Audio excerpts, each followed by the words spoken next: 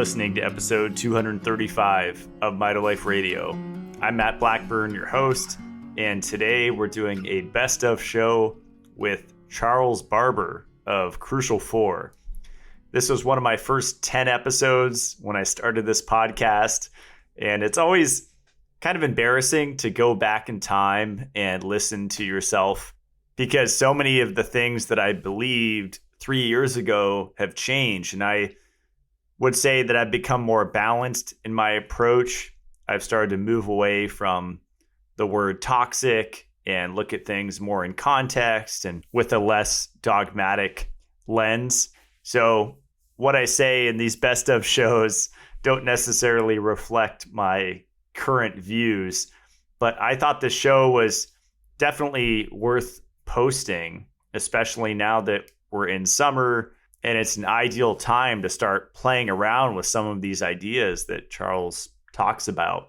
For about the first half of this show, we talk quite a bit about nutrition. Charles shares his thoughts on the 4 missing food groups that was the basis of starting his company called Crucial 4.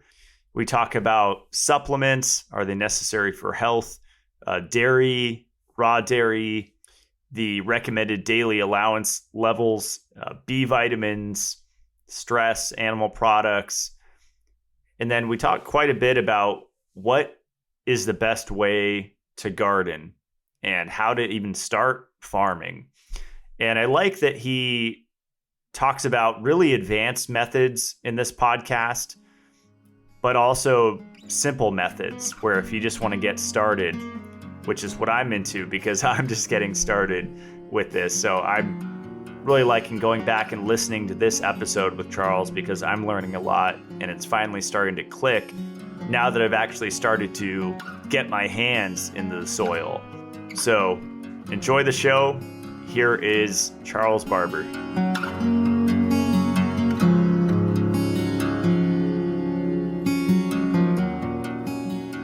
All right, welcome to episode 5 of Divine Superconductor Radio. I'm your host, Matt Blackburn, and we are here with Charles Barber, the founder of Crucial 4. How you doing, Charles? Doing great, Matt. Thanks for having me. Awesome. Yeah, I found out about Charles through my friend, Mark Ritz, and I was really impressed with just the products. I've tried a few of them in the past, his ginseng, his Icelandic flake salt. Charles sources really unique supplements and food products from around the world. And I'm just really impressed with the integrity. Just switching from the Celtic salt to the Icelandic has been a huge shift for me. So I'm in love with that. That's awesome, man.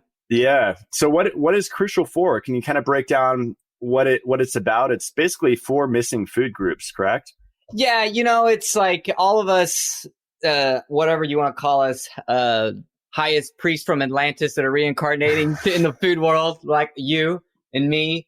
One thing I find is like, as we go down the health rabbit hole, everyone kind of has their own forte. Like you got some guys that are just like vegan, some are vegetarian, some are primal. And with Crucial 4, as I got into all this knowledge and started going to the conferences and meeting all the leaders in our industry, I noticed that, everyone kind of had their own way, and I adopted many of those ways. And what hit me was that like I was psychologically putting myself in a box, and I was like, okay, I'm just raw vegan. And it created kind of this social discord for me personally. This is things that I went through. And I was almost like this elitist mentality I felt like when I was raw vegan, because if you weren't adopting what I was doing, then I kind of was like, Shmeh. But as I kind of evolved and developed and started using more plant medicines to raise my consciousness and doing more spiritual work, I started to realize that like I need to be in the circle versus the square.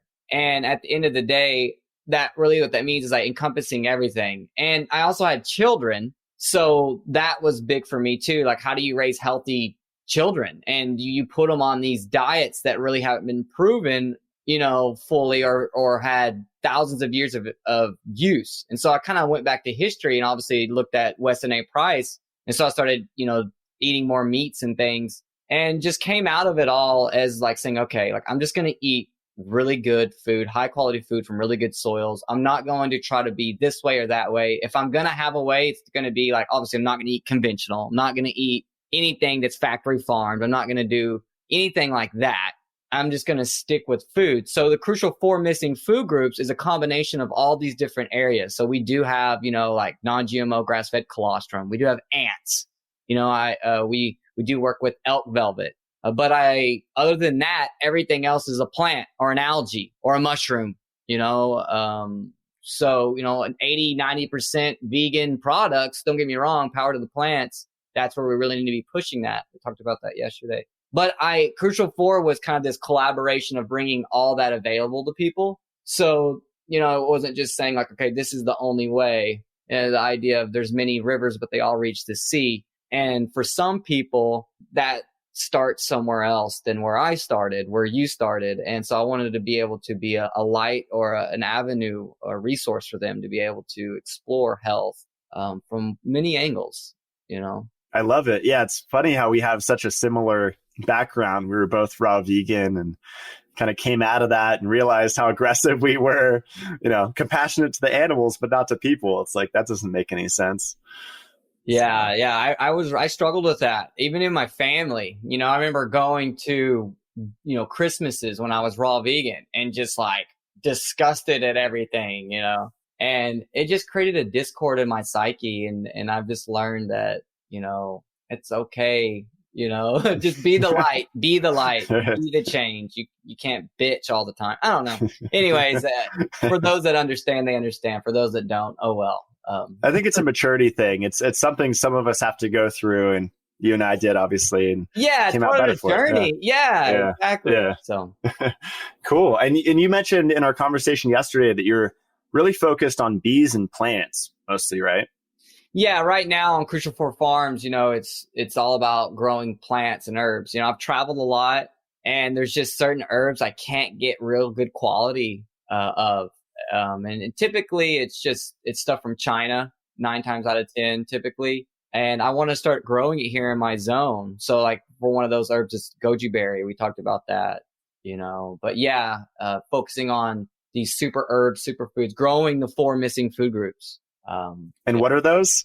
So the 4 missing food groups, right? So you've got superior herbs. And for us, it's mainly superior herbalism is what we call it, which is Taoism or tonic herbalism, tonic herbs.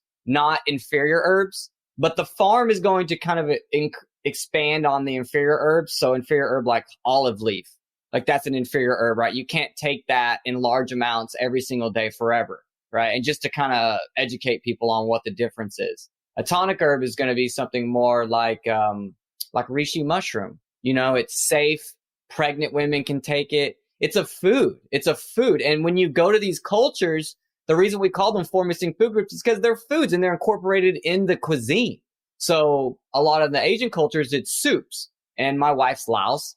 I've never knew there was 1,000 different recipes for broth. Like you can incorporate different herbs and rices and vegetables and all types of things, recipes per se. So you have those, mainly superior herbs, a little bit of inferior herbs. Medicinal mushrooms is the second one. We all know that one. Obviously, in the Taoist system, the herbs and mushrooms go together. But, in other classes, it's separated. So we separated it. Medicinal mushrooms. So reishi, chaga, coriolis, agaricon, all these amazing, beautiful medicinal mushrooms that have been given to us by the Creator.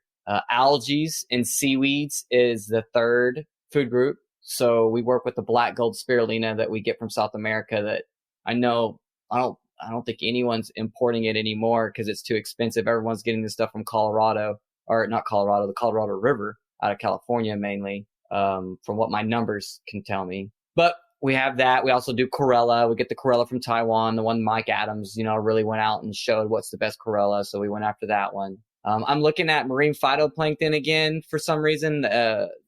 Got brought up in my radar. We might bring that one on. But then seaweeds. And we don't eat enough seaweed. And, there's controversial with that. Like, is it good for you? Is it not? But I've had great results with seaweed, especially with people with thyroid issues. And last but not least, I call biotics. And this was a tough one. Like, what do I call the animal derivatives, extracts, And so the word biotic came up in definition, And so these are things like ants, elk velvet, Some would say pearl, because we do a pearl powder that's vibrationally broken down, and that could almost kind of be categorized in there, but it's kind of more of an herb. But yeah, that's the 4 missing food groups. That's really cool. And I love how you include the animal in there, because it's been my journey that I realized animal products can be just as medicinal or more so than plants, depending on the context. I remember the first time I mixed some colostrum powder into raw milk, and I just let it ferment for a couple days. And I took a spoon, and just 1 tablespoon, my brain was lit up. And could have been the GC math, could have been something that fermented, but I felt amazing for the whole day. It was like a stimulant. Yeah. And, going raw vegan, both of us, we really were able to strip out all the shitty dairy, all the shitty meat. And there's a lot to be said about our journey, in that I think a lot of people need to go that route initially and just get all the garbage out. And then when you start bringing in good animal products, woof, you're like, whoa, like this is legit. And obviously in balance, because, for me, I went raw primal after I was raw vegan, and it was like too much meat and too much dairy, which can cause issues. But yeah, that's so cool, man. Yeah. I think if some vegetarians incorporate some animal products like colostrum or elk velvet or bee products, even royal jelly. I have a fruitarian friend that just lives on fruit and like bee bread, and he's thriving. That's awesome. Yeah. Yeah. And like when I travel to Ecuador and Peru, I want to say this, I turn back to that kind of fruitarian raw vegan, because I'm getting like fresh fruit, the mangoes right there, boom, volcanic soil. Like you eat a mango grown, vine ripened in volcanic soil fresh. It's like a meal, like you just are sustained. And, I'm in Texas. It was 70 degrees 2 days ago. It's 35 degrees outside right now. Like I can't, you know what I mean? Like what's sustainable for me? It's also, I can think about that. And yeah. And I don't There's know. no papayas there. Yeah. There's not. But if there was, I would eat them. And I'd eat a lot of them, So. Yeah, it's really your environment. There's some people like passionate about the latitude diet, and, it's like local seasonal idea. And that makes sense that it's easier to digest when it's something from our local environment, because our body's immersed in that energy, I guess, right? It makes sense. Yeah, absolutely. Absolutely. So one question I had for you do you think supplements are necessary for health? Because I've seen that people are either super anti-supplement and you don't need any, or people are, you need to take, 50 pills a day. I guess I'm somewhere in the middle, where it's just like prioritizing and really looking at the context, what trauma the person's been through, what's been their dietary history, what kind of symptoms are they dealing with. And I would imagine you're the same way, just like, all the products in your website, you don't think everyone needs, but kind of in context, right? They can kind of pick what will help them. Yeah, I mean, you nailed it. Context. We're a wellness center first and foremost. The product line was created from us interacting one-on-one with people for the last 12 years. So if it didn't work, we didn't bring it in. And, it's all dependent on the person. So we sell supplements. I sell a D3 with K2. We offer a MSM, methylsulfonylmethane, that's plant derived. It's not green, which no one knows where that one's coming from, but one person is interested. And yeah, so we have a few magnesium chloride. I love, like I'm playing with magnesium. Magnesium is a huge one. I mean, I was like, I eat cacao, number one food source of magnesium. Dude, you can't eat enough cacao. And if you did, it would be too much cacao to get the magnesium levels you need. And so I was looking at, what's the redox potential for magnesium? all the different forms. And then chloride popped up as like one of the best forms for absorption. So I just, saturating myself with that is like, it's like you've smoked some herb or something, bro. You feel like just zen and chill, but you're not all, adrenal wiped out. It's not a stimulant so much. But yeah, so I think supplements have a place. I think it depends on where someone is. We also look at DE. We use DE a lot. That could be considered a supplement, the diatomaceous earth, charcoal. I don't know if that is a supplement or not. It's kind of interesting too, because sometimes I'll have like people go, hey, can I get your camu supplement? And I'm like, well, it's just wild berry. But so sometimes the word supplementation or supplement gets kind of mixed in there. And for me, the definition would be, if we are going to do supplements, to make sure that we're staying true to any of the added binders and fillers that can get thrown in there. Like we don't want that. And it can be trickier in sourcing. But definitely feel like it is needed. Yeah. Yeah. That's a good point you brought up there about the blurry line between a food and a supplement. Like some people will consider royal jelly a supplement. And to me, I consider it a straight food, complete protein. And have you delved into bee products like honey, pollen, propolis, royal jelly? Yeah, and beekeeping, one thing I found was how unsustainable royal jelly is. Unless you have these massive bee operations. And when you look at massive bee operations, what do you see? And you see a lot of sugar water in the winter, which is coming from like the lowest grade sugar. It's, pretty shitty water. So the bees are just sucking that up, and you're taking from the queen. I used to take it. There was a guy that did a powdered royal jelly, and I took it for years, but I didn't know anything about beekeeping back then. And then when I started getting into beekeeping and started working with these bee guys, they were like, royal jelly, like, well, you need like 80 hives to like even think about even wanting to go in there and take the jelly from the queen. That's the last thing you want to do. Like, and working with hives and having hives leave my place that we've already trialed and error. Like, why are they leaving? Where are they going? Well, most of these bees come from Europe and they get brought over here. And if they don't get established and can push through the winter, they're gone. So one thing we've been looking at is I work with a guy, his name's the Bee Wrangler, and he's a holistic bee removal. And he's been on my farm page, and he'll be more on the farm page, but he actually doesn't spray chemicals, and he goes and removes local feral bees. And that's what we're bringing into Crucial 4 Farms. We're not going to buy bees from Europe, like everyone else does. We're going to work with what is in my ecosystem. And bro, when I show you this honey, I mean, maybe I can get up here and bring you it since we're on camera here. It's black. It's like, I mean, it's not black, but it's like super dark brown, right? Versus like that light color. And I know some of that's dependent on the pollens and whatnot, but most of the commercial honey that you see is light, and that's because of the sugar water that they're. Wow. Fed. Yeah. And if it crystallizes, that's I heard a it good means thing. That's a good thing Mm-hmm. because then it's still raw. It hasn't been overheated. You want that. You want that to happen. So, but yeah, play with honey. I use honey. I like taking a teaspoon of honey before bed. It's so great for sleep. And that's not talked about, like sugar before bed. Oh my God. No. It's a teaspoon. Calm down, right? And it's like, you don't do a tablespoon, but in some tea with some like valerian or some passion flower and chamomile, like, oh, so divine. I love that you brought that up. Yeah, I've been researching like glycogen stores in the liver and why people have insomnia and wake up in the middle of the night. And a lot of the time they just run out of glycogen and they just panic. And it's the cause of a lot of insomnia is they just, so if they would keep raw milk by their bed or some honey. Milk and honey. It's old right? school for a reason, right? Right. Say it's older than biblical. Maybe it's Egyptian, right? That's a good segue too. Are you a fan of dairy? I'm a huge fan of raw dairy, especially the goat products. Yeah, especially. So for me, my uncle did raw dairy. He does pigs and chickens. He did raw dairy, and I was getting A2 raw dairy from cow and I'm fermenting it in the kefir. But for me, it's real easy to abuse. For me, I go with goat. Goat is way better for me. I do better with it. It's like cow dairy creates mucus inflammation. Goat dairy reduces it. It's like the opposite effect. And so I focus my actual milk drinking. If I'm going to drink any type of milk, it's going to be goat. And if I can ferment it in the kefir, then I'm going to do that. And then underneath that, it's going to be yogurt. Will occasionally I do some A2 Jersey cheese? Yes.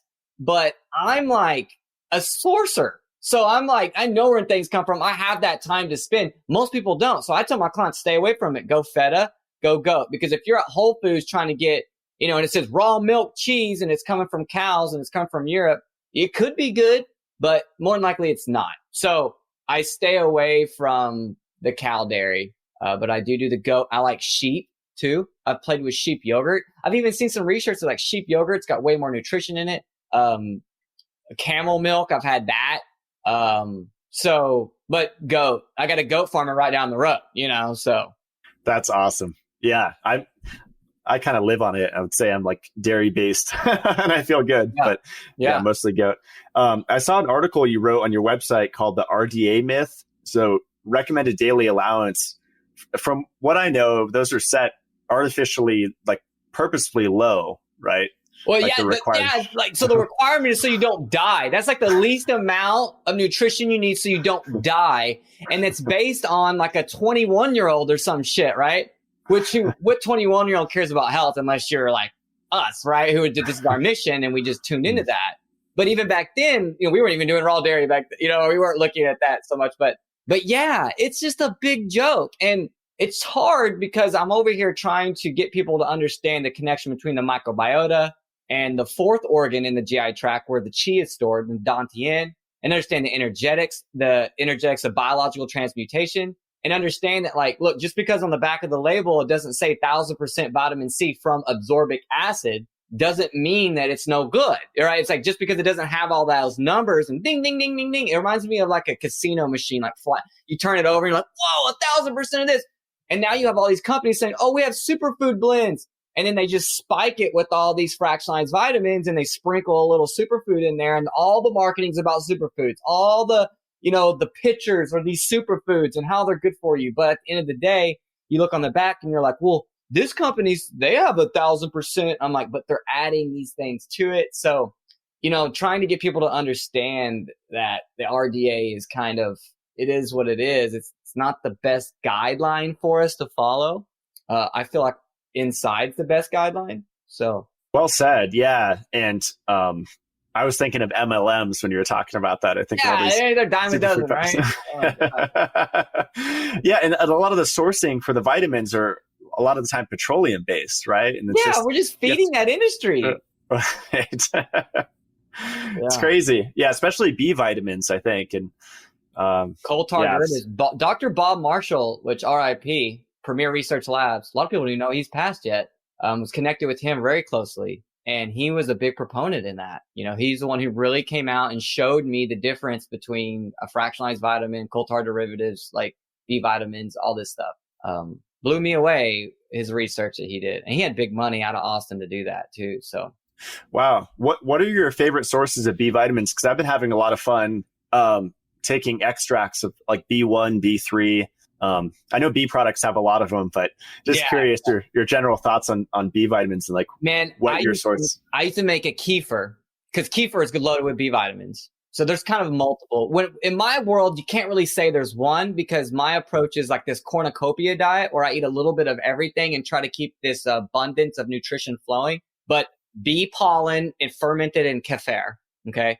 Noni, fermented noni, okay? And sometimes, adding pine pollen in there, ants. These are like my high Bs that I go to, and I'll kind of stack these through and through. Brewer's yeast. I've seen that do amazing things for people. I mean, I put that in my dog's food, and when my children were growing up, my first son, he just didn't attach to TMI, but he didn't attach to the titty very well. So I had to make the Westonite Price formula after like 8 months of him getting breastfed. And a big part of that was nutritional yeast that was in there. So that's kind of my approach is like using this cornucopia of B vitamins. But the main one that not a lot of people talk about is liver, like organ meats, like liver is loaded. So, and that's got B12, right? The eggs, people say, oh, they're hard to absorb based on how you cook them. And you don't really want to be eating raw dairy too much unless you've got a lot of antivirals in your body and you've done some parasitic work because there's a lot of viruses in eggs. Part of why I want to do my own eggs is because I know my eggs will have less viruses based on the peppers. Remember we talked about that yesterday a little bit about feeding chickens peppers and what that can do. One of the other things I was reading that it does is it helps create this, kind of antibacterial, antiviral effect inside the chicken to lower that load. It's interesting. Yeah, and you were saying it creates like kind of spots on the yolk, right? Like red spots. Yeah, so it's increasing B vitamins and there's like little red speckles in there, which tells me, because antioxidants are color pigments. So, if that's a B vitamin, which when you talk about Bs in general too, you start getting into bacteria and that connection, which is very interesting matrix of what's really going on. But the specs, there's an antioxidant there. There's got to be something else increased. I don't think we know, but my hunch is that something's going on. So I'm feeding my chickens peppers, Yeah, that's what's fascinating to me is like the undiscovered nutritional components of foods. And I think there's that in oregano, I've heard. And that's kind of segueing. You were talking about viruses and raw dairy. I'm really, really glad you brought that up, because I know people freak out with like raw milk. You know, they see recalls and people getting sick from it. That's very rare, but I like your point. Just be sure to have some type of an antiviral in your system. And I'll take oregano oil or the juice of wild oregano, about once a day. Yeah, we should always be doing that, though, right? Mm-hmm. Having some antivirals, antibacterials in our diet. And the people that, for the record, people that died off raw milk, it's the same people that die off eating nuts. They have nut allergies. And I'm not trying to talk shit here, because it's sad when someone's, child dies from raw milk. That's a big deal. But when you look at these kids, they took massive amounts of antibiotics. They weren't taking any natural antivirals or antibiotics. They're not healthy. So what happens when you take someone who's in a sterilized environment, given tons of antibiotics, and then you give them raw milk? Like, yeah, there's a chance, because we have streptococcus and all these wacky bacteria on us right now. We have a cancer load in our body right now. Candida. It's you can't just completely get rid of it. Mm-hmm. But we want to build the healthy balance so that we win the war, not necessarily the battle per se. And I hate to say that in war and battle, but as I've kind of raised my awareness and consciousness working with the plant medicines, there's a spiritual warfare going on, and we have to affirm our I am presence, and we have to build that golden ray around us to protect us. And that's a very real thing, especially when you work in the spirit realm. Well said. I can totally relate. Yeah. And I think physical health plays a role in that, because that is generating our biofield. God shield. Will not dwell in here, right? He will not dwell in the temple unless the temple is clean. So. Well said. Well said. What are your general thoughts on digestion? Because you just mentioned antibiotics. I did a couple rounds growing up, and I think if you're a C-section baby, you're more prone to infections, right? Because you didn't get that inoculation at birth. And right. We go right back into context for the people that are listening. Someone that would be like ears perked up right now would probably be someone who had major digestive issues, who was probably in a C-section situation, was probably given antibiotics. And with that, my whole approach is like, sometimes I try to get people away from powdered probiotics. But if someone's in that type of situation, they need it, because they can't even really do like kombuchas, even if they make it themselves, or sauerkrauts, because it'll just feed the yeast. So we have a program it's a digestive restore program. I want to collab with you on it, because it's not a cleanse. It's not a detox. It's a restoration. And a lot of people don't like hearing that. They want to hear the word cleanse, but I'm just real. I don't give a shit. Our stuff works. So sign up or move over. You can lead the horse to water. And it's all about just restoring the digestive environment of the digestive health. And a lot of the emotions are included in that. So our approach is all individual. But if someone's going through that situation, sometimes you do have to use, there's a Voltaire quote, extreme remedies for extreme disease. So sometimes you have to use probiotic capsules. But my overall vision, and like where I'm at for me personally, and where most of my thrivers are at, we just use all types of different ferments, from sauerkrauts to kimchi, making our own ketchups, making our own mayonnaises, making our own ginger beers, doing some yogurts. I love coconut yogurt. Now, coconut yogurt, a lot of times it's powdered capsule probiotics to go in there, but sometimes it's not. People can do kefir. John over at Phi Kind, his probiotics in his chocolate, those are kefir grains that he stabilized. And he made a product for us. We have the same little truffle. And I love that. And I love John doing that. I was like, oh, John, you're a fucking badass. Look at you. Not a lot in there. So if I am going to push people toward the pill, I say Dr. O'Hara's, which is part of the EM technology that comes out of Japan. And he's just taking these indigenous archaic bacteria, and he's letting them eat seaweeds and mushrooms. And when you look on there, there's not a high count, and there's not a huge diversity, but they work because they're living. See, one thing about bacteria is they're aquatic, like us. So if you're taking a probiotic in a powder, at one point in time, it was grown in an aqueous solution. And if you powder it, you have to spray that aqueous solution on something. It's typically maltodextrin. So for us, I've been there, man. I've taken tons of that stuff. So a lot of these things have to be sprayed onto something. Stay away from them. Dr. O'Hara's is a good one, but then just sticking with nature, like I love John. So have you got into spore-based probiotics, or there's a few brands. Supposedly they have 100% survivability rate, and I guess there's grades, just like digestive enzymes, right? Of quality. Right. Yeah. I've heard about it. I've never personally played with them, but it makes sense because it's like, I always tell people like, look, when you have a fresh sauerkraut there, those are embryonic. So there's probably spores, bacteria in there, right? They're fresh. They're just now starting to come alive. So they have a natural, longer shelf life inside you. So I would say that'd probably be better. Now, but I don't know. I haven't really looked into the manufacturing of that and what quantifies that. Is it a marketing term or is it legit? Because technically all probiotics enter that phase, Yeah. I support a company. I met the owners. They're really cool. Just Thrive.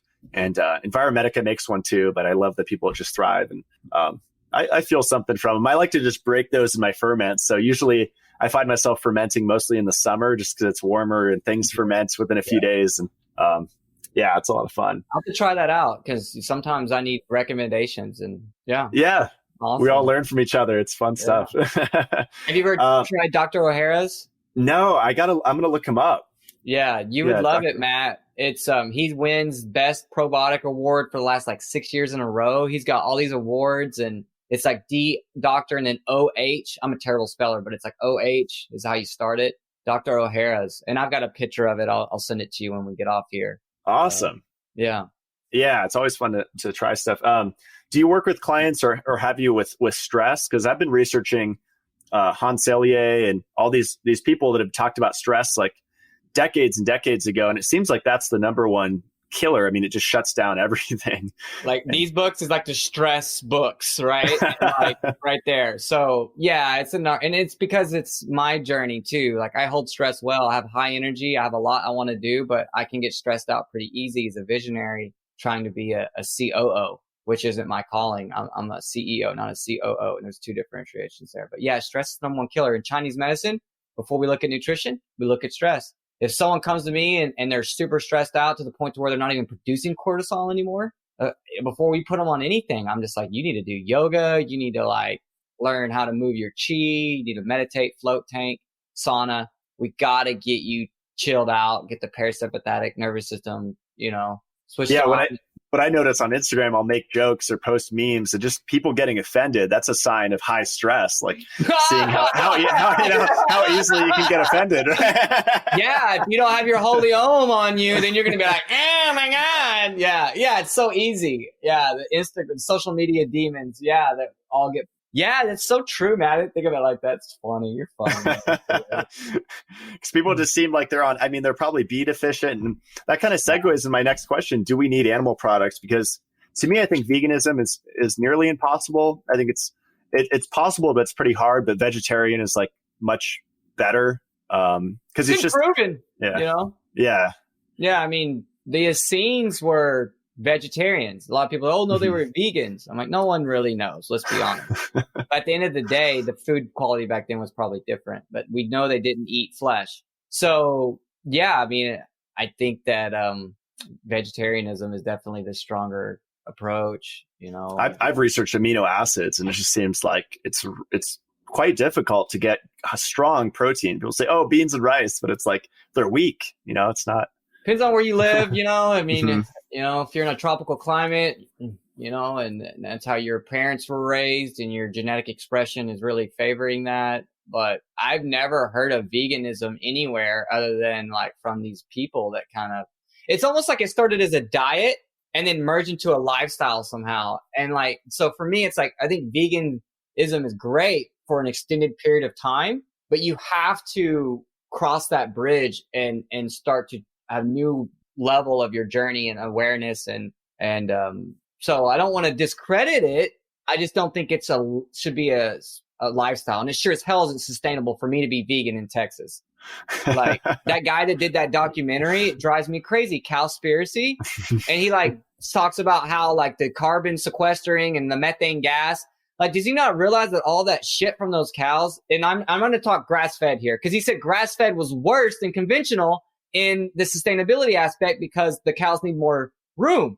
But all of that dookie turns that grass green the next season. It's a fertilizer. And so that's zero input farming.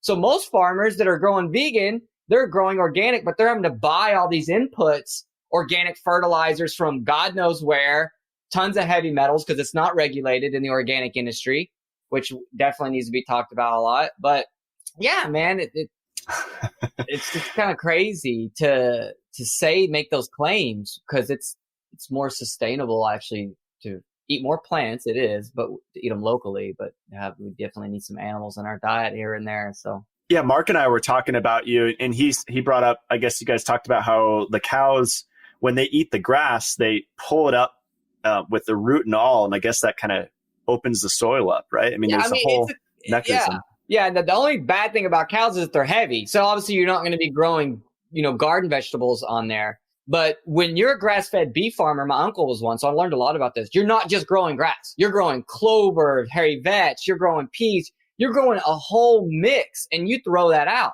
And then on another note, one of his best fertilizers is raw milk. He sprays raw milk on the field with sea salt. So the minerals are there, the bacteria, the lactobacillus are strong in the raw milk, right? Those are the worker horses in the soil kingdom, if you will, of breaking down stuff, metabolites and whatnot. And then you've got this variety of all these grasses you're growing, thick, lush grasses. And then, the cows are eating those herbs. And I've seen cows eat bark off trees, like just gnawing on it. And my uncle's like, you see that? I'm like, that's weird. And he's like, that's the way it is. Like, that's how it is, I have a company that I developed a product for equine, for horses. And we use some really cool superfoods and herbs in there. And so I've been able to be around animals a lot and see the missing gap and where they need. But anyways. Yeah. That's cool. That's what gets me about the whole vegan argument and just how aggressive they are, because I've been there and you have as well. But it's like that argument of animal agriculture is tearing down the planet is totally false, right? There's no basis for that. Yeah, it's completely false. And I think that's why a lot of people go vegan, and that's why it needs to be talked about. Like, I mainly went vegan because I was like, this is unsustainable. But it's like, just because there's GMO corn doesn't mean I'm going to stop eating plants, right? So there's things that can be done right in a respectable, sustainable way. It doesn't mean we need to eat meat all the time. Like, especially the keto deal. It's like, dude, like, fast, and you'll go ketogenic. Like, eat nothing instead. And then I go to the gym. So this gym, we have a tonic bar, and some of these guys that are all on it, and they're just eating slabs of bacon. And I'm like, dude, and I can smell your stink ass breath from a mile away. Like, you're acidic, acidosis, and that's not good. I mean, it's good for our stomach to be acidic and our stomach lining and our digestive tract, which is a lot to be said about that. But I do it more through like vinegars and lemon and that mode. It's so funny you say that. I was just talking about that, how we need protein, and Josh Rubin talks about this. We need amino acids to make hydrochloric acid. So I think that's one of the biggest issues with a plant-based or a vegan diet is that you can be deficient in HCl, and then that just opens the door for infections. Big time. That's so huge. And even people that eat meat, their hydrochloric acid's off because their acidity's off, their alkalinity's off, right? And Bob Marshall was huge on that too. He talked a lot about taking HCl and betaine before every single meal. And he was mainly a raw food guy, but still ate animals, and he's still doing that. So there's a lot to be said about our lack of HCl production. Yeah, it's fascinating. So I don't know if this is a loaded question, but what is the best way to garden? Because I know there's all these different methods. There's biodynamic. There's you're developing your own, right? Yeah, I developed my own. So like, I've done the biodynamic thing. I took some courses. I've worked with a lot of those guys. I love Rudolf Steiner. I've got some of his sun initiation in the Druid priest books, the ones that I reprint. So I love what he has to say. For me, though, using biodynamic solely, I'm on an acre. If I was on 30 to 40 acres, I probably could get away with it. But all the biodynamic preps were really hard to obtain, like killing a deer and then taking the organ out of the deer, stuffing it with all these herbs I grow, hanging that up, and then letting that sit, or burying it in the ground and digging it up. Phenomenal homeopathic gardening. But the soil where I'm at is FUCKED, that I use the biodynamic calendar because that's a line telling me where the planets are and the stars are and the influences I need to work on. So I still use that. I use a lot of the vortexing technology of vortexing the brews. I have a vortex brewer. It's funny, it froze last night and it had bubbles on it and it's all frozen bubbles. I was like, this is crazy. I'll have to show you a picture of that. But I use those principles. But what I found is that the soil is so damaged, depending upon where you're at. Like, what's the best way to farm? The best way to farm is to just go get you some plants and get them in your house and start watering them. Don't worry about growing stuff out in the field. Like for me, I always wanted to do this massive operations, and half of it would suck. I wasted all this time, wasted all this energy. What I found, start small, start with a small area. And the best way to the garden is your intuitive way. But if you're going to ask me, the best way to farm is Korean natural farming. It's KNF. And Dr. Chow and his son, Jadam, have very similar methods. So original KNF is you use Jagar to break down certain plant materials to make these solutions. You also do what's called IMO collections, where you take indigenous microorganisms from your ecosystem and you cultivate those on rice. You then bring those back into your farm and you feed those sugar. And then that's IMO 2. And then you go bump that up to IMO 3, where you feed it like some cocoa core and some sawdust. And then you inoculate that in your compost pile. So now you're using all your indigenous microbes from your ecosystem, and they're going back into your farm. That is the most sustainable, low input, most vigorous way you can put bacteria back into your soil. Best ever. If you're going to ask me. Now it's intensive, like, because you have to go and do those things, but I'm not buying anything from outside my ecosystem, and there's still things I still had to buy. Like I'm on black clay. Okay. So I had to bring in lava sand to help, break up the clay, and mulch. And I'm doing mulch. So I like the Back to Eden method. I love that method, where you're using mulch, but you have to let the mulch sit for a year. But I'm spraying these microbes on it, and you don't have to let it sit for a year. I'm learning how to alchemy, transmutation, and emerging all that stuff. So got to stay organic, try to get away from bottled nutrients, try to start growing your own nutrients. It's a hard one for me because I guess I know a little too much about all the different areas of growing. But I'm sorry. No, I'm sorry. No, I was just going to say, with my little home garden, I used to dissolve shilajit resin. It was like agricultural grade shilajit resin, but into like hot water. And then I would mix that with EM1 that I grew with blackstrap molasses. Yeah. I think that was a pretty good method. Yeah, absolutely. Because you're bringing in the microbes. They have all those minerals, the fulvic and the humates from the shilajit. It's, if it's left over and if it's agricultural grade, absolutely. What else do you need there? You got your minerals, you got your bacteria. Do you ever use fungal inoculants? So this is where it gets interesting, because if I'm doing mulch Back to Eden, I'm bringing in a lot of fungus, because when you pull up that mulch layer, it's all this white mycelia and there's mushrooms everywhere. So that's a high fungal count. But what it does, Matt, is it brings the fungus, the mycelium, up from that dark black clay. Okay. And they start breaking up all that clay, right? And then they pop. So it starts creating this So I focus more on my inputting with bacteria. So that's where I'm going to do my IMO. Now, EM, effective microorganisms, those are lab grown. Okay. They're archaic and they work, and I use them. I make my own EM. I drink it. I actually use it a lot for cleaning. We don't use any cleaners in the house. We use EM cleaners with vinegars. But there's something to be said about the indigenous microbes versus the EM microbes. They both work great though. And I would say go with EM first if you're not ready to do the Jadam. It's better than buying organic bottled nutrients. It's, most of these guys are repackaging EM, and selling you these nutrients, lactobacillus. I want to get people away from bottled nutrients. I think it's causing more plastic waste. What happens is your plants do good for a little bit and you see like a boost, and then it goes back down. But they're like, apply it every week. And that's why, because you're constantly fighting something. And so the idea is you want to work with nature, not against it. And even though I'm bringing in good things, they're not going to thrive and flourish because they're not designed for my ecosystem. Yeah, that's well said. I was in the medicinal cannabis industry for about 2 years, and I went to a couple conferences and just saw how the growers were growing cannabis. And a lot of them were using these toxic, I went to some of the hydroponic stores and just you see all these bottled products and petroleum-based bullshit. Yeah. That's probably what's giving people the crazy anxiety, right? From smoking cannabis. It's like the way it's grown. The genetics are perverted. The mafia grew cannabis, or, you know, us, not necessarily the mafia, but a lot of people had to grow it indoors. So artificial lights, artificial environment, they're force fed. So the THC got bred real high.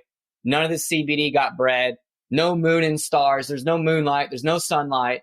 You know, and I work with a certified biodynamic cannabis farm in Mendo. Really good, amazing people. I know Griffin at Triometry. He's a really good homie. And he really showed me a lot of the craft cannabis scene. So I would say it's too much THC mixed with the bottled nutrients, heavy metals. If people are dabbing or doing the oil rigs and stuff like that, like, dude, why do we need that much THC in our body? And my friends that can constantly dab, and they're doing Matt Rise style, right? They're fresh, frozen, pressing rosin, and he does better. He's been so much better in what he does because he's all about CBD and whatnot. And this is not a direct hit on him at all because he's a fucking badass for what he's done. But he's the one that kind of coined rosin though and got that, which is better than BHO. Nah, no, can't do BHO. CO2, no terpenes, no unique profile, too much THC. I think that's the issue. Bottled nutrients, yes, that's an issue. There's so many wrong things happening in the cannabis industry. It's hard to say what exactly is the one thing that's causing people to have anxiety. But when you smoke too much cannabis, it wipes out your magnesium, your B vitamins. It's a fucking stimulant, guys. Like, if you feel like you need to smoke cannabis all the time, something's going on. And well look, said. I'm cool to consume, but like some of our shirts say balance. Like, look, I drink ayahuasca. I do medicinal or psychedelic mushrooms. I do peyote. I do San Pedro. That I've seen can be used too much. And the Taoist, what they'll do is just put you in a fucking dark room for 3 days and you start releasing natural DMT. Wim Hof does his breath and he's like, you're releasing natural DMT. So they're saying, the Taoists are saying, don't take it. But I don't know, because it's like, well, I'm taking DMT. I'm not exacerbating my natural production like in a dark room. So I don't think there's some, you know, Madre Aya has healed me and healed thousands and millions of people. And she's that Mother Earth, that Pachamama spirit. And we give reverence for her because she needs to be spread. And that's why she's in Israel. She's all over the world now. And I really like Rick Doblin at MAPS, the Multidisciplinary Association for Psychedelic Studies. They have some amazing research published on MDMA and what's that shrub from Africa? Iboga, yeah, that for helping people with opiate addiction. I definitely think there's a place for it, and it's just ridiculous that a lot of these things are illegal. It's just well, that's changing. Yeah, you know? Yeah, it's changing. So I was curious, what are your thoughts on CBD extracts? Because I know those are all the rage right now, CBD tinctures, and it doesn't feel right to me. I mean, it's just a huge amount of cannabidiol, right, with no THC to balance it. Right. And so this is why we just brought on a full spectrum CBD. And what I found was that the isolate is like, you know, just the cannabidiol and no bueno.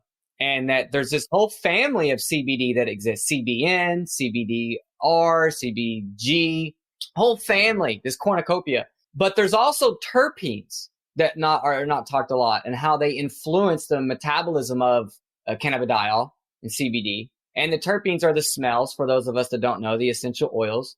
And that's why, you know, cannabis is so genetically diverse in that. So a lot of these isolated compounds, they don't have any of that. So it's just CBD. And there's like a 20% bell curve on it. So the research shows that it doesn't really work that well. About 20% of people get it. And they also showed that more is not better. That, like, you know, up to like, I think 50 milligrams a day is like the max you would ever want to do. But if you were at that high level, you really need to have more THC in there. You're right, Matt. I mean, the idea is that we bred all these high THC plants and now we have high CBD plants, but we don't have the one-to-ones. And that's kind of like the farmers I work with. That's what they're doing. Our CBD, actually, it's ACDC. That's the strain. It has the illegal amount of THC in it. So we have to distill it out because the THC will actually burn off at a lower temp than the cannabidiol. So, you know, for us to legally be able to sell it where I'm at, I have to pull all the THC out, or at least to 0.03% for now. And so that's my take. I think CBD is phenomenal. I think cannabis is a healing plant. I'm really more excited about the industrial aspects. I'm actually building a hempcrete barn in the backyard. We got hempcrete coming. Wow. So that's kind of where I feel like the conspiracy for cannabis is more on hemp, because the implications of the industrial revolution that has had on us can all get turned over with the sequestering of buildings made out of hempcrete. Yeah, I used to work at a juvenile detention facility. I was a teacher there, and they didn't allow any metal in. I had to bring, unfortunately, like a Nalgene plastic bottle. Mm-hmm. And I remember every time I would drink my water, I would smell the plastic. And this was at a time where I was strict glass only. Yeah. And I was like, where's the hemp plastic at? Like, why has it's like a suppression, right? I mean, the water bottles made of hemp to me is like one of the biggest things. Yeah, so biodegradable too, right? So it just goes back to Mother Earth, and she's like, "Thank you, Om Namah Shivaya," and everything's good, And I think CBD is great. I think the isolate sucks. I think most CBD on the market sucks. I think a lot of the stuff they're stacking with it, glycerin, the shitty glycerin sucks. There's a bell curve with it. If you've got cancer, you got a major issue. You need a little THC. But yeah, that's my take. Awesome info. I just want to talk about sustainability for a minute in terms of off the grid living. If you have experience with rainwater collection or solar, I'm really passionate about those two things. And collecting rainwater right now, it's a must. It's not illegal where I live. All the organic farms around me, it's crazy. They're all pulling tap liquid. And, when I bought this home that we're on now, it has a gray water septic system. And I wanted that because all of my wastewater goes into a tank. And then all of that goes out into my field. So we've got reverse osmosis running all the water to tap liquid through that first. Well, it's whole house filtration. So all of my sinks are somewhat already cleaned. Okay. And so collecting all that, reusing not only the water I'm pulling from the city, but then collecting my rainwater. So collecting rainwater off the roof. We're going to collect rainwater off the barn. And I'm just going to feed that into that system. So the way it's going to work for me is I actually was digging bioswales the other day and I actually broke the pipe. And I knew it was going to happen because I was in the area and I didn't know where the pipe was. And I didn't want to call and have the surveyor come out. So I needed to get it done. So I busted the pipe, but it's just filling up the swell right now.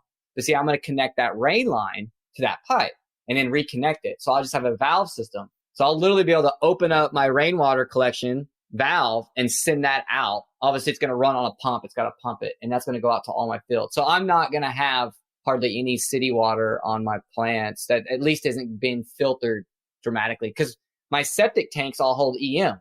We pour EM in there, and it's phenomenal for septic. So I'm going to just bacteria out that, it's some inputs. I'm buying the EM, obviously, but shit, it literally eats my shit, pun intended, and grows.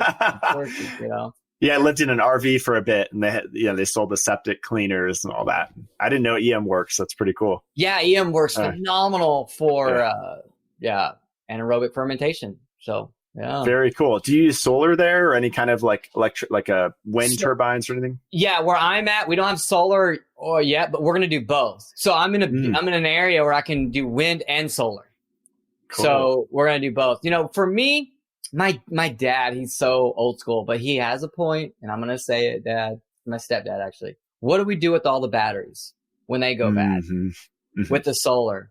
And, I wish I had a better answer for that, but it's a means to an end to me. So it's got to get done. That's the only thing I have to say negative about solar. The only other negative thing is the technology is like changing every day.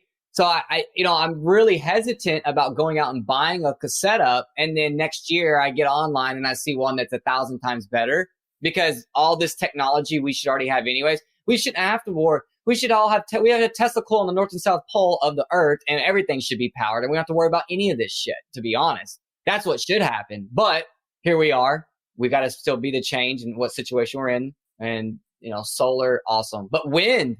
We can do wind here. So I'm going to do a little bit of both. I think it's phenomenal. I think you got to do it, That's a great point about the batteries. I remember after the cabal invaded Afghanistan, it was like a year or two later, I saw an article online. Oh, we discovered billions of dollars of lithium, in Afghanistan. Wow. Very convenient right after They they knew invaded. it was there all along. Yeah. Right.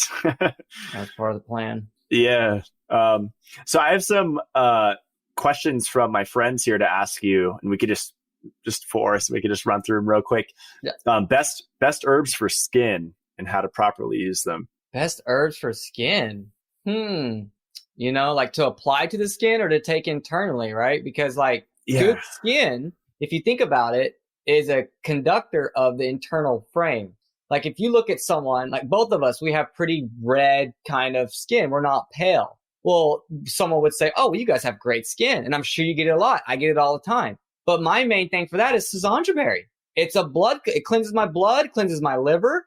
So my blood is oxygenated. It's nice and vibrant. So my skin looks great. Now that to me, that's why I bring that up. That doesn't really directly affect my skin, but in a way it does. Obviously, my blood's right behind there. But if I was to say like, okay, what's good for like, I would say charcoal and clay to put on the skin, right? I remember Dr. Kazar doing the vodka and fulvic and getting all the gunk out of the pores and the lymph and dumping the lymph. That seems to be pretty damn good for the skin. Oils. I would say oils are better for the skin than herbs. I hate to say like what specific herb, but if I would say like clay or charcoal would probably be the best. You want to be careful because you have bacteria on you. So maybe clay with EM on it. No, I don't know. I mean, they exist. Probably could work. Yeah. But mainly herbs for the skin are used as poultice, like inferior. So if you're trying to pull out something, if you're trying to remedy a scar, but for like general well-being and health, I would say the clays, like a clay mud bath, right? I love your point about getting the oxygen, because I think that's often overlooked. And I've been studying lipofuscin from polyunsaturated fats and especially omega-3s, and calcification and lipofuscin both inhibit oxygen getting to the tissues. Right. So just helping the liver out, you're helping your skin. So I think Shazandra was an awesome recommendation. Yeah. Shazandra's a good one for sure. Ask him why that salt is so much freaking more delicious than even Celtic sea salt. Like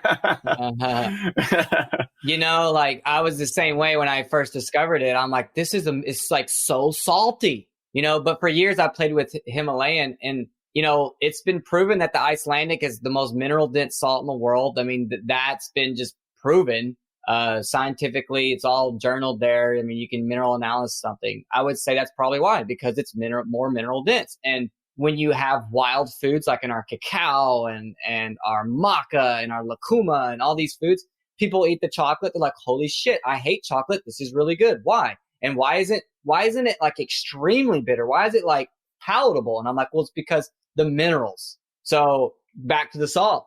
It's because the density is higher in the minerals, and it's pure. It's cleaner. I had some guy, I don't know if I want to get into this here, but trying to say that canned Norton salt is the best, cleanest salt. And his kind of argument was the plastics and all these things that are in the environment. And I totally understand that.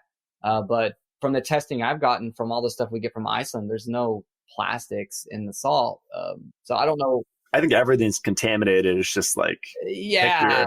I like your balance point. It's like, just have a cornucopia and I switch salts. I do all the salts. Yeah. And when I go to Hawaii, they've got like red salts, black salts, they got all different salts. I'll try those. But the Icelandic is just something that it's just delicious. It's good and it works. Sometimes I put a little bit in my water. I don't like to have too many minerals in my water. I don't like eating rocks per se, but do you do just distilled water? Because that's what I drink. I drink primarily distilled.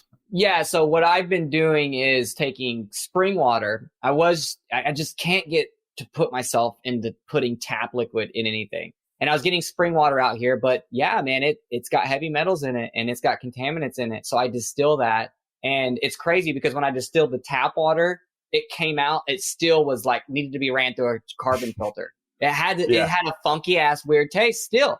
But when I distilled the spring water, I didn't need another filter to go run through it. And I knew that the VOCs were pulling off, and I knew what I was worried about wasn't there. And the spring water we get is already like at a 34 TDS. So it's already super low. And it comes out of Canton. But there's probably fracking somewhere around there. I mean, I don't know. I haven't heard it or I haven't seen it. But I distill that water and then I charge that water back either with one of these Pryolite pads that I've been using, but you can use the Vortexer stuff. There's tons of ways to charge water. And I just think that needs to be done once you distill it. Once but distillation is where it's at. That's God's way of just cleaning water.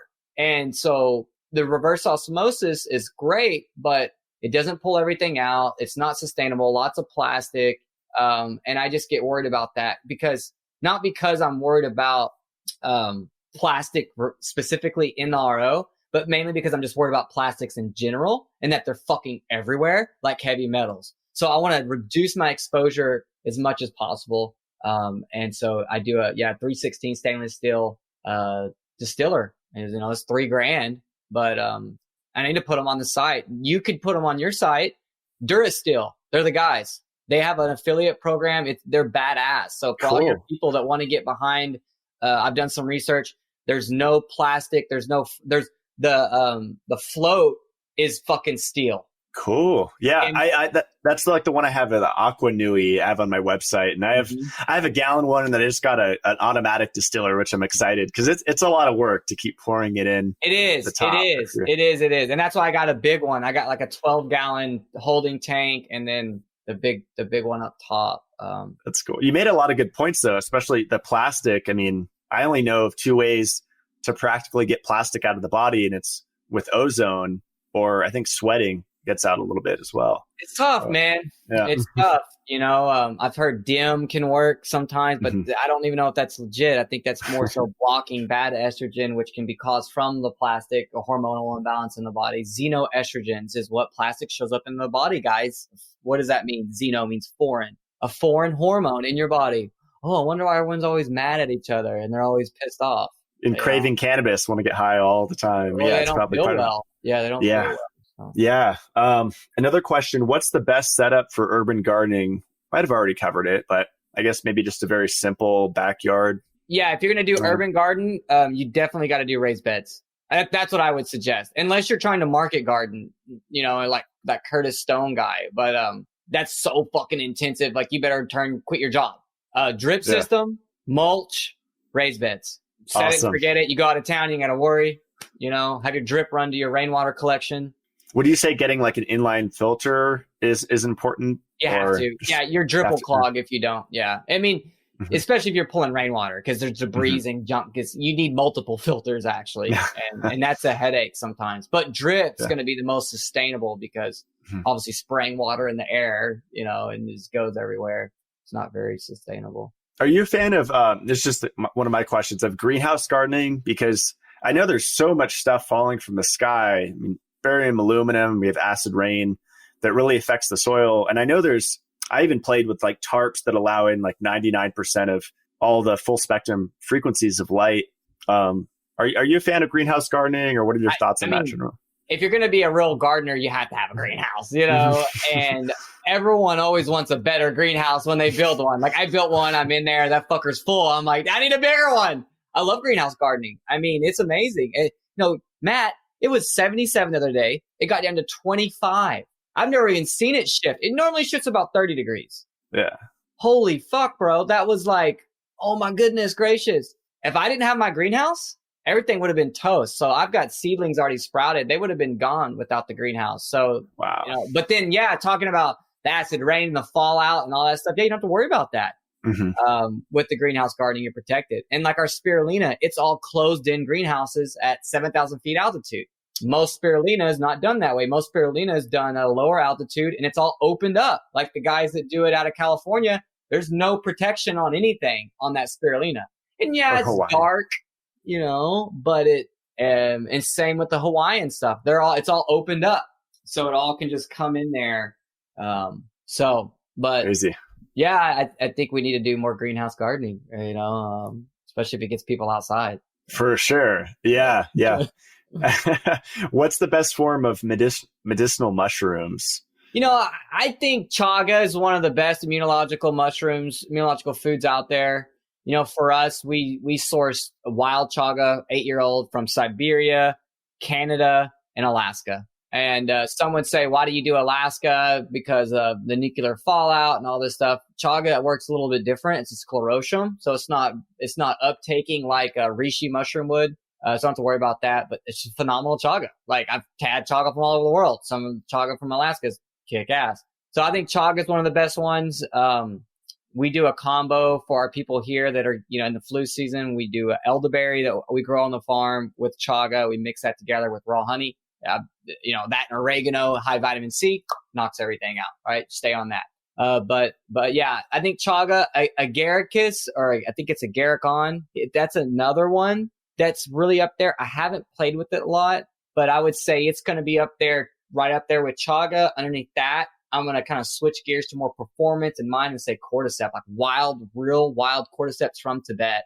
Those are badass. But even some of this lab grow. But other than that, it just kind of goes down farther. I love reishi. I love miyatake. I love turkey tail. I love lion's mane.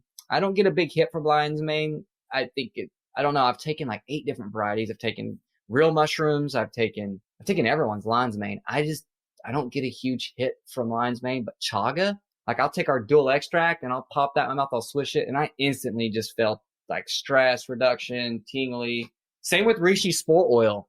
I'll pop those, switch those. But bro, I've been eating mushrooms for so long now. I just think I need like the bam, I need the good stuff, and so anyway, that's my take. I think chaga is definitely one of the top mushrooms outside of like Kabinzi's. Yeah. That's a whole nother topic. No, that's great. It's funny. I'm kind of the opposite. I feel the most from lion's mane. So I drink coffee almost every day, so I'll throw that in there, some shilajit and maple syrup and MCT oil. But yeah, I think also they might have been referencing too, as far as the best form, like powder versus tincture. I think it's mainly with mushrooms, just powder and tincture, right? Yeah, I mean, with chaga, you got to do both. So we do a dual extract.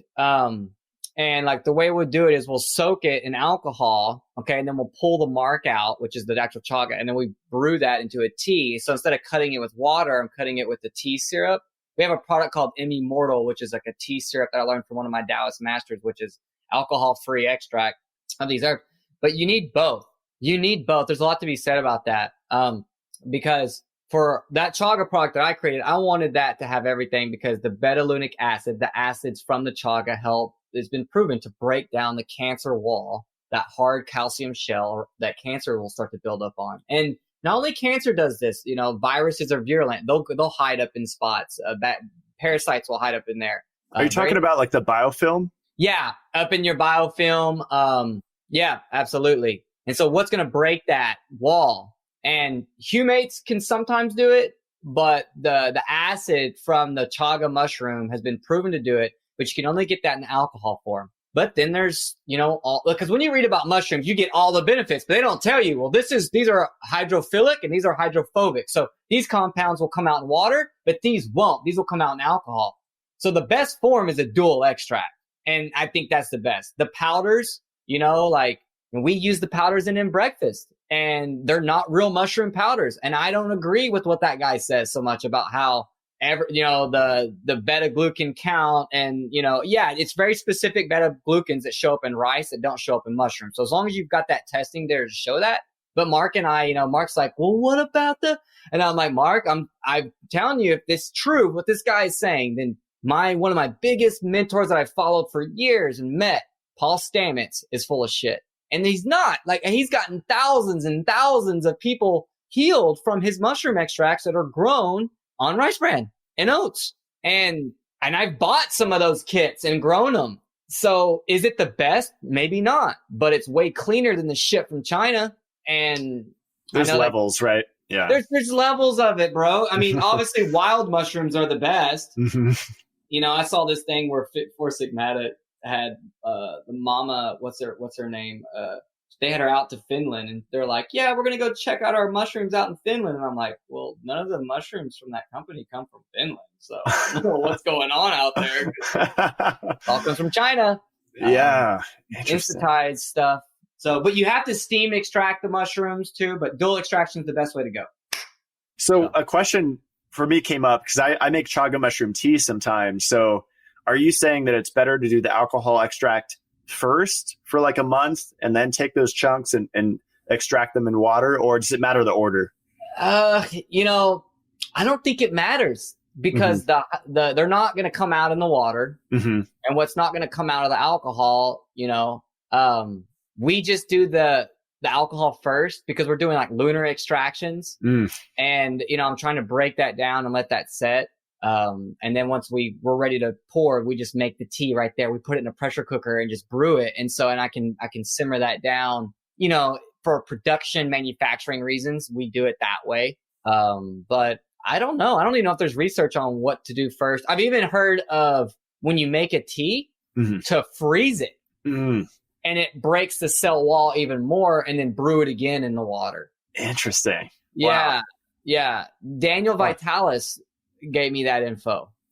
Interesting. I have a YouTube video on this still. I used to brew chaga in a crock pot and just keep it going for like 6 months and just keep adding water and adding chunks. Yeah. But I think eventually it grew some bacteria. So I don't really recommend that method anymore because I would always have a really strong bowel movement in about month 3 or 4. So there's probably some growth going on. Yeah, you know, and it could be from the water that we're putting in there, right? You never know. But yeah, I think over time you kind of have to pull it because that's one thing about chaga is it'll keep delivering, but how long is too long, right? The life of an experimenter. Yeah. Hey, bro. Hey, someone's got to do the work because the work has not been done. It has been done, but not to the awareness that we the knowledge was lost when the Tower of Babel fell. So. Good point. We're in the trenches doing it. Yeah. Figuring it out, man. Awesome, Charles. Well, I think we're going to wrap it up here. Where can people find you? So they can find me somewhat on social media. I'm bad about it. Being on there consistently. I'm nowhere near, I've got my stuff down like you, brother. But I am on there. So Facebook, Instagram, our website. If you're ever in the Dallas area, we have a wellness center. We have a tonic bar here in Dallas. I'm in the heart of Dallas where I've won 4 awards, gotten inducted into the Business Hall of Fame for not only the services, which is one-on-one stuff, but mainly the products. We've gotten this last year, it was like wellness products. So like, oh, they're going to award us for our products now. That's cool. Awesome. That's cool. So that's where I'm at. Yeah. Online a little bit, but I try not to do too much online stuff. It fucks with my nervous system, but I'm available there. Whenever I see your Instagram stories, you're walking around the farm usually. Yeah. You know? So that's cool. Need to be better at that if I'm going to actually, if that's a goal, right, that I have, right? So, and I want that, you know, I want more people to be able to engage. My idea is to take everything I've learned in the last 10 years in the Wellness Center and bring that online just for people. And one of the main things that in order to do that is to collab with people like you and to start to understand that like collectively we can come together and share our experiences. And I think that's what's really going to create a turnkey system for us all. For sure. Finding good people that are service to others that have a piece and then just, you know, coming together and contributing what we know because I have different expertise from you and we could both benefit each other and others. So brother. That's cool. Yeah. Yeah. Right on. And your website's crucial4.com. Yeah, crucial4.com.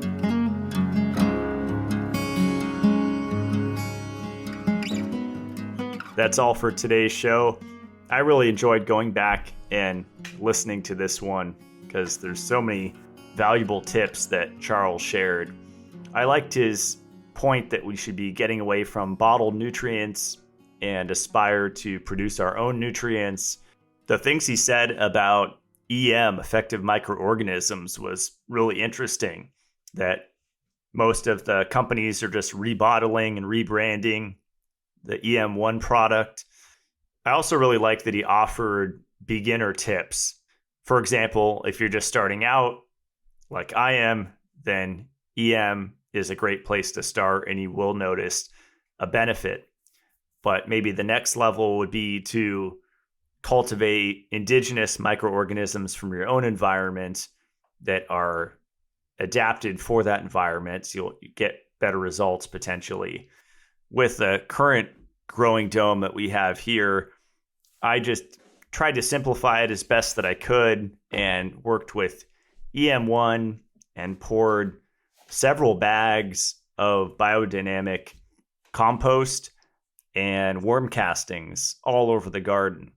And combined with spraying with EM1 a few times a week, it seemed to make a massive difference. The way the tomatoes looked, that shade of red I've never seen, and just that intensity of flavor. And I like that Charles emphasizes the water filtration, because that is really important. When I was getting into health, I would go around San Diego and see people's backyard raised bed garden. And a lot of the time it was just one filter hooked to the water hose, not a 3-stage. And they're growing suboptimal food in tap liquid, as Charles and I call it. Municipal water is so harsh for your garden plants, let alone your house plants. None of the plants appreciate hard water full of excess iron and all of these different additives that are added into municipal water sources. And even if you're on a well, you have to get the water tested and then filter accordingly. What I've done in the past, if I was renting and couldn't put in a whole house filter, I just used my under-counter kitchen filter. And that's one of the most underrated ways to get a garden going. These storage tanks for water filtration units under your kitchen sink, they're a little over 3 gallons. So if you're not watering a massive area, if you just have a little garden on your deck or a garden tower like I have on my website or some little setup, that's absolutely enough water to run your garden. I think people wrongly look at the whole house filter as something that they need to get. It's one of the most frequently asked questions I get. But under many different circumstances, it just doesn't make sense to make that huge investment where you can spend a lot less for, say, the Mitolife drinking water filter and water your whole garden with that. So now you have clean water to drink, clean water to brush your teeth with, clean water to wash your produce with, to cook with, and maybe most importantly, clean water to grow your food with.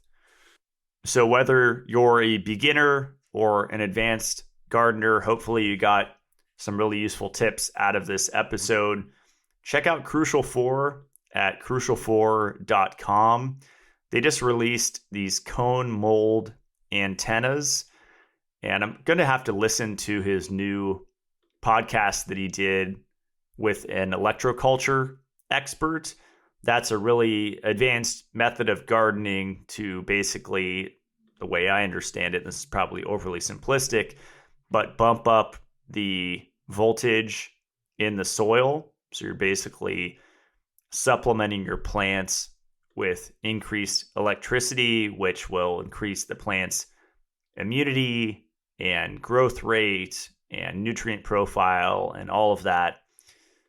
And it seems like there's a lot of validity behind this electroculture stuff. So I'll be playing with it up north, where I'm going to put up a growing dome up there and grow in the snow, because I'm really curious if it's possible.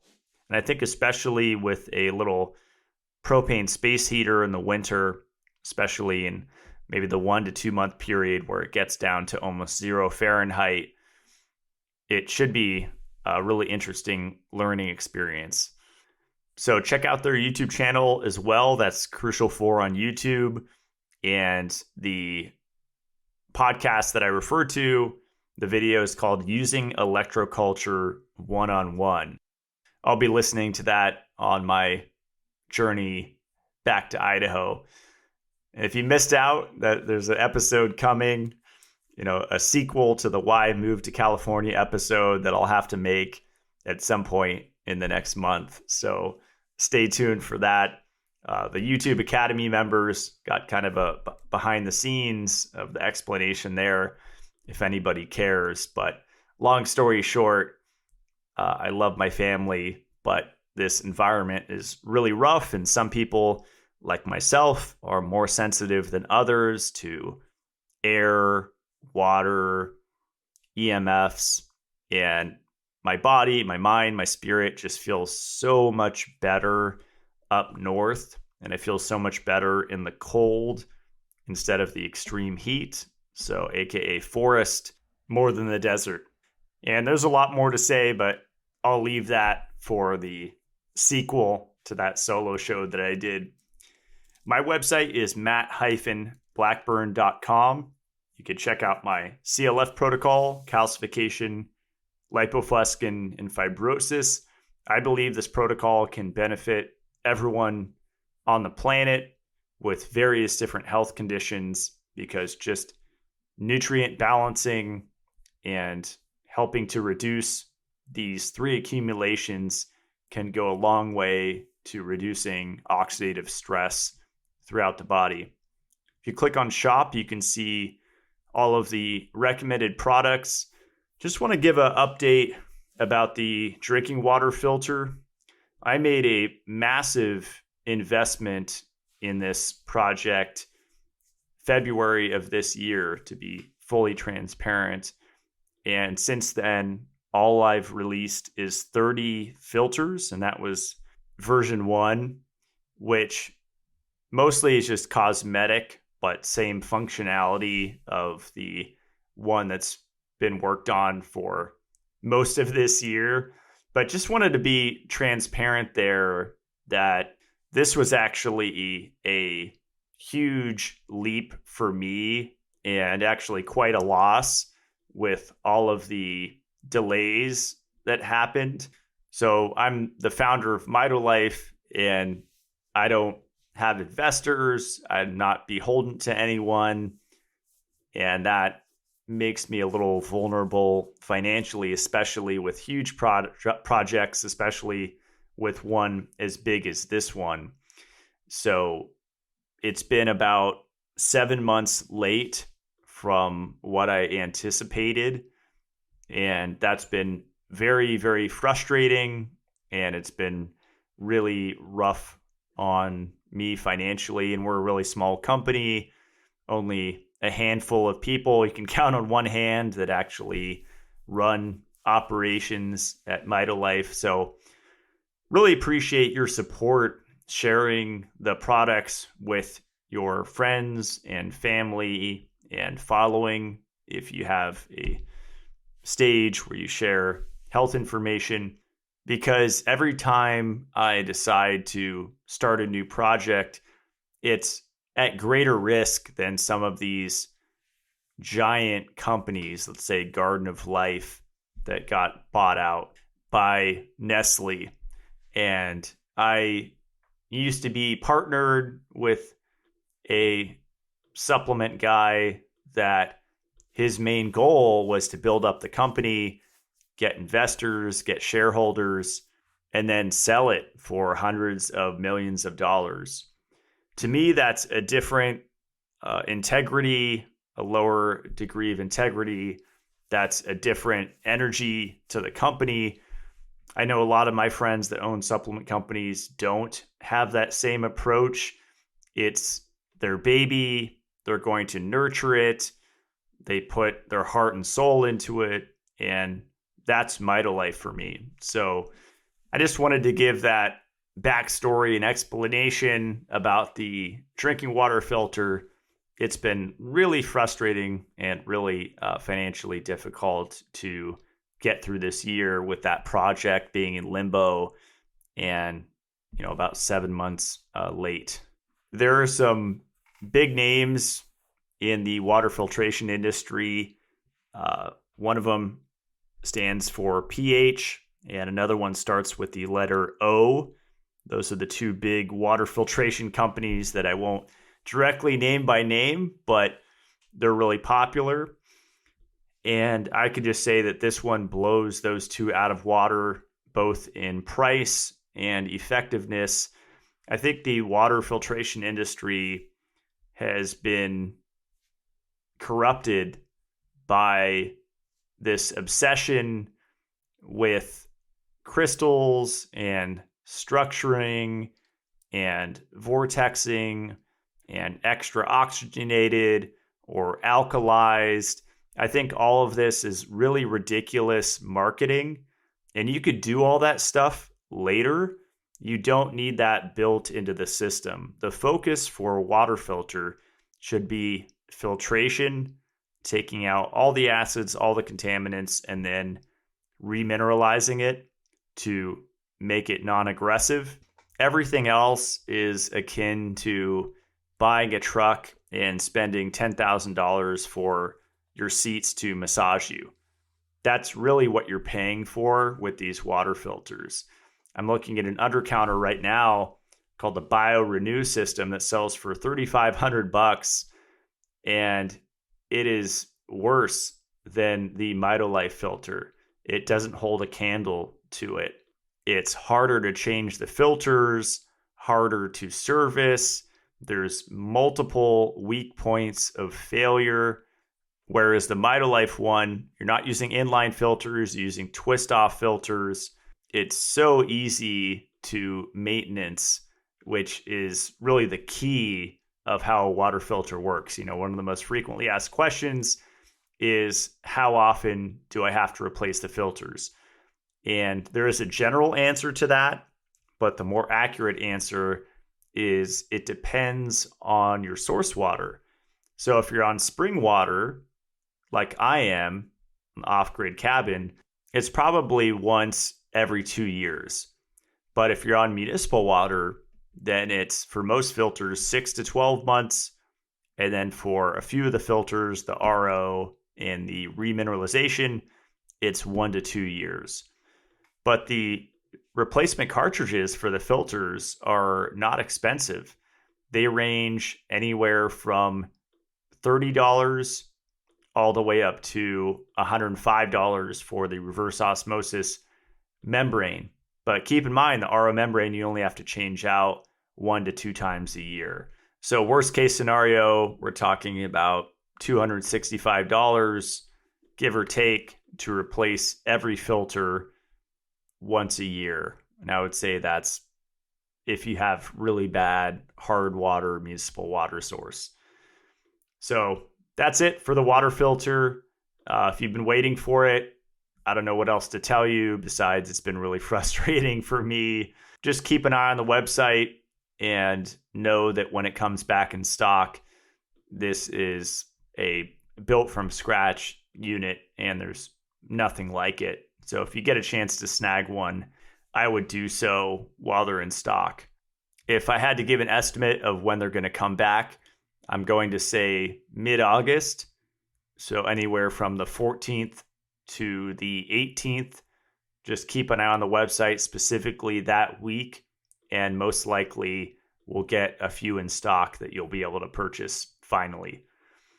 If you click on the other tabs of the website, you can see living and wellness. So the water tabs, the water filter, living, we have our grounding technology. An Academy member asked a great question in my live the other day on YouTube. They said, do you still recommend pulsing Magnetico sleep pad use? Meaning not using the Magnetico and sleeping on those magnets for months or years on end. You still recommend taking breaks?